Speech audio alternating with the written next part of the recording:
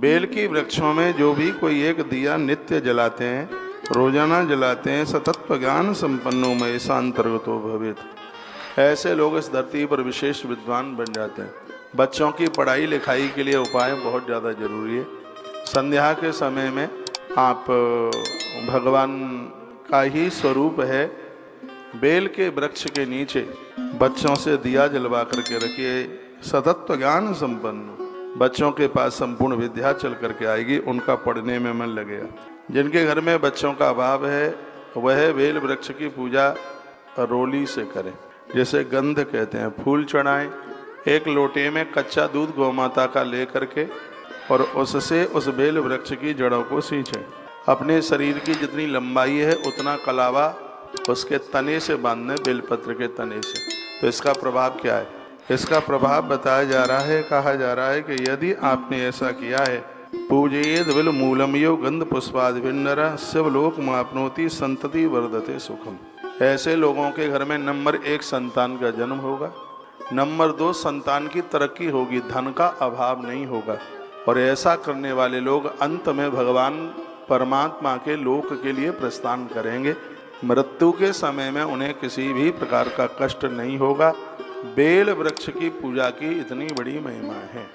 और इसमें ऐसा नहीं है कि इसमें आपको कुछ विशेष चीज़ें करनी हो। एक गमले में बेल का पेड़ आप लगा लीजिए, और बेल का वृक्ष तो ऐसा है बाउंड्री के अंदर भी इसको लगाने की, जमीन में लगाने की इसको अनुमति है। एक पीपल बरगद के पेड़ जरूर ऐसे हैं जिनको बाउंड्री के अंदर यदि लगे हैं तो उनको बहुत ज़्यादा ध्यान रखना होता है।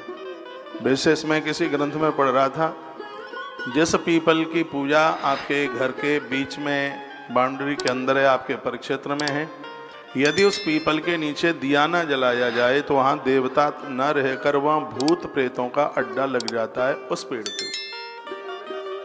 और ये सबके लिए संभव हो नहीं पाता है पूजा के लिए, इसलिए कहा गया है कि अपने एरिया के बाउंड्री के बाहर और सार्वजनिक जगह हैं, जैसे मंदिर हैं, मठ हैं, वहाँ तो घंटा घड़ियाल बजते रहते हैं, शंख ध्वनि होती रहती है। ऐसी जगह पर अलाय बलाय और टिकती नहीं है। मैंने भी बीच में ये बात बोली है, यदि आपके बाउंड्री के अंदर यह है, मैं तो यह भी कहीं पढ़ रहा था कि अपने आप अपने छत के ऊपर और भीतर वहाँ ये पेड़ जब आके अपने आप उग के आ जाते हैं तो उसमें कहीं पितृ दोष को देखा जाता है, उसमें पितरों की अतृप्ति को देखा जाता है। और कभी ये छोटा पेड़ है, अभी उखड़ सकता है, तो बेटियों के हाथ से इसको उखड़वा करके इसको नदी में प्रवाहित कर दिया जाता है, क्योंकि इन पेड़ों को काटा नहीं जाता। इनको काटने पर तो बहुत बड़ा प्रायश्चित है, यहाँ तक लोग पागल भी हो सकते हैं। मैं डरा नहीं रहा हूँ, ये पेड़ काटने के लिए इनको वर्जित बताया गया है।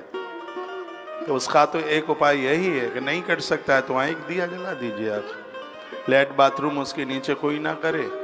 और यदि बिल्कुल छोटा ही है तो बेटियों के हाथ से उसको उखड़वा करके किसी बहते हुए पानी में, किसी नदी वगैरह में उसको प्रवाहित कर दीजिए, आपको 1% भी दोष नहीं लगेगा।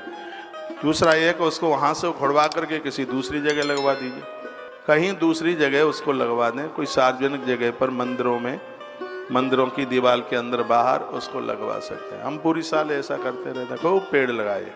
तो पीपल का पेड़, बट का, नीम का ये पेड़, ये लोगों को प्राण दान देने का पुण्य देता है। किसी को मरणासन्न व्यक्ति को प्राणों का दान देने से जितना फल पुण्य प्राप्त होता है, पीपल नीम बरगद के पेड़ लगाने से वही पुण्य प्राप्त होता है, क्योंकि ये वृक्ष वो हैं जो ऑक्सीजन देते हैं, लोगों के लिए प्राण बन करके जीते हैं। इसलिए इन पेड़ों को लगाने से 10-10 बच्चों को पालने से जो पुण्य मिलता है, ऐसे एक पेड़ को लगाने से उतने फल की प्राप्ति होती है।